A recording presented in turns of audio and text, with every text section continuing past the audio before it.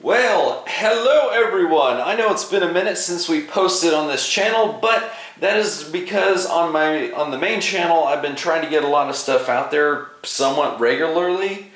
But the purpose of this channel, as I've always intended it, is to kind of get some thoughts and look at some stuff that's not going to be in the reviews. Which, to start things off, we're actually looking at the Battle Across Time's artwork, which, I mean, this was in their video, but it was just not really given any love or attention. And I'm so geeking out because I didn't know at the time that these were supposed to be butted up to each other, and then including the side artwork of the boxes.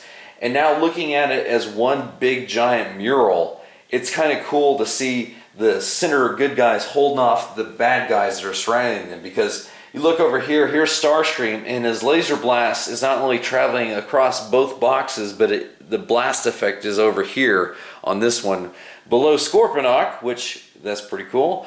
And I noticed pterodactyls are all throughout this. Is that referencing pterosaur or just signifying prehistoric Earth? What do you guys think?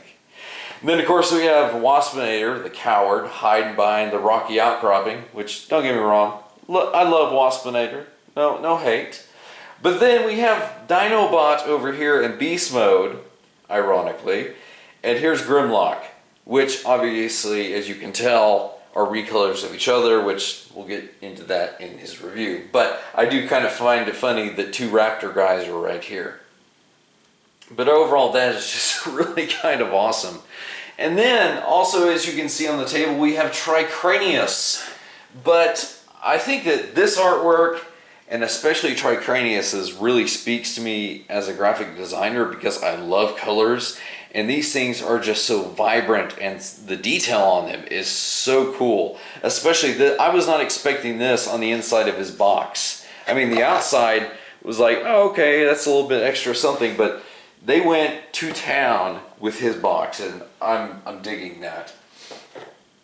Another reason I think I'm totally digging this is because a lot of people know that Hasbro's moving away from the Windows stuff, which means this will be more the norm going forward, where you can't see the figures, but I'm down with that because if it is on the same level as the stuff we're seeing here moving forward, which, I mean, don't get me wrong, the artwork on Warpath here is same level as this, but if that's going to be the whole thing, or at least, you know, the front sides of these boxes, I think it just adds a little bit of extra something to already great figures, because you're going to be seeing the images of them online when they're revealed, if Hasbro stays on top of that, and then you're going to get this little bit, you know, awesome. I mean, as a kid, I used to cut out all the artworks of like the Beast Wars figures and stuff, and so I had like I don't know, maybe that's what inspired me to do my profession, who knows.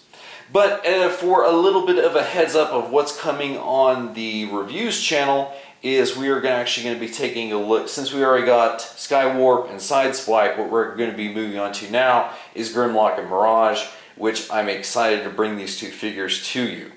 After that, a suggestion that I received was that we actually do Tricranius after them, and then what we might do is we might move on to T-Rex, because part of his review has already been shot, and I think that it is only natural that we give him a little bit of the spotlight, since, in my opinion, probably this is the best king to mold, to be honest.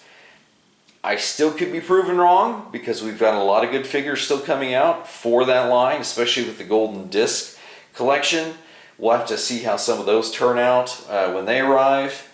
But I think that one thing I will leave you with for his review is that I think it's only appropriate that we bring in a certain monkey character that is not Optimus Primal. And if you've seen my channel, you know exactly which one is perfect to square off with this guy.